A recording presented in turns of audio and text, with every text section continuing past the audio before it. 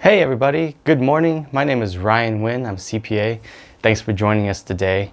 Here we're going to talk about the Paycheck Protection Program and its forgiveness and its taxability. So when the IRS and Congress first released the Paycheck Protection Program, they did mention that the funds will be forgivable if you meet these certain guidelines, and also the forgivable portion won't be taxable. Well, the IRS just ruled on this yesterday. So today is May 1st, 2020. Yesterday was April 30th. The IRS just ruled on that, and they confirmed that the money that is forgiven is not taxable. However, there's a big second piece here. They say that any expenses paid by the Paycheck Protection Program and is forgiven cannot be deductible on your taxes for 2020. So what that basically means is that the funds are taxable, because if you use that money, let's just, for simplicity's sake, let's just say you got $10,000 PPP loan and you use all of that to pay for eligible payroll expenses, and it was eligible to be forgiven. Well, now that $10,000 payroll that you paid with that loan can't be deducted on your taxes, which essentially raises your taxable income by $10,000, and you have to pay taxes on that $10,000. So I know a lot of people are going to be upset about this, because there was so much uncertainty around this, and like, why the fuck didn't they tell us before all this started rolling, and after the fact now it's kind of messed up to spring on people. So a couple things to note here is that it's still a pretty good deal. Like, you're still getting free money for basically a simple application process. You're getting free money, like the net of tax amounts is still free. So if you borrow $10,000 and you pay taxes maybe like $2,500 or three grand on it, that's better than having to pay back $10,000 plus interest. You know what I mean? The only downside here is that you basically have to pay that $2,500 or $3,000 early next year in April when you pay your taxes. Now, of course, you can get a installment agreements in place, which is a payment plan with the IRS and with your states, but that's going to cost you an interest and penalties that's going to extend for however long you take to pay that off. So yeah, it's not as great of a deal as before, but it still is a good deal because it is free money. So some things you can do is think about it as if you were paying it back, kind of like that. Because if you borrowed a $10,000 loan, you would have to budget to pay it back, whether it's over a year or 5 years or 10 years. So now, let's say you borrow $10,000, you can expect to owe $2,500 or $3,000. Just budget that amount to pay in taxes for the IRS.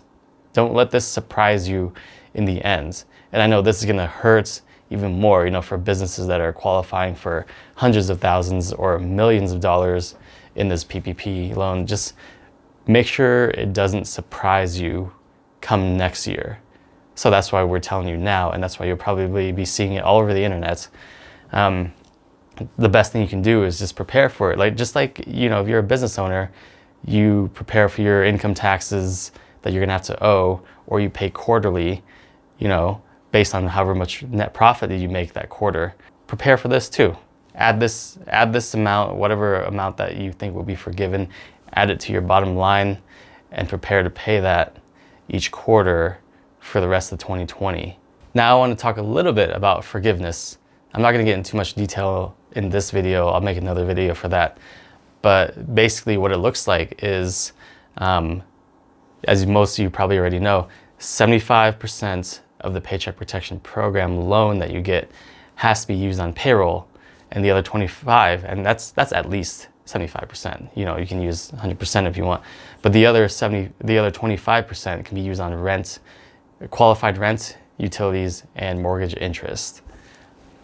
Now, that doesn't mean that you apply for this loan, you spend it on those things, and then you just don't worry about it.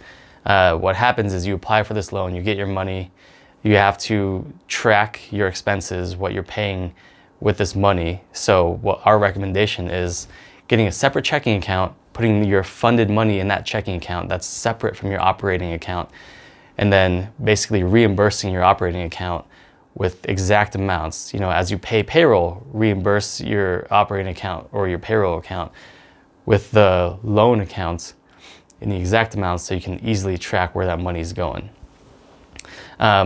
So good record keeping here. Keep all your payroll reports, your payroll tax forms. If you're paying rents, keep your rent statements. Keep as much as you can, because you want to be over-prepared rather than under-prepared and have to pay some back. So after you get funded and you're paying these qualified expenses, you have to pay them, you have to use up your funds within 8 weeks, okay? And once you do that, you have to apply for forgiveness through your bank. Now, I've asked some bankers that I know what that process looks like, and they don't really know yet because they haven't received guidance from the SBA on that. So just know that you're gonna have to apply for forgiveness, and it's not just something that just happens, okay? Now there's a lot of intricacies with paying employees and how many employees you should have, and you know, whether you have to rehire employees. There's a lot of nuances there that I'll talk about in another video. But for now, just know that you have to use up the funds in 8 weeks. You have to use them for certain things in certain proportions, and you have to apply for forgiveness and have good record keeping. So that's all I got for today. Make sure you smash that like button, hit that subscribe button down below, check out my other videos, and have a great weekend. Stay safe, everybody. Take care.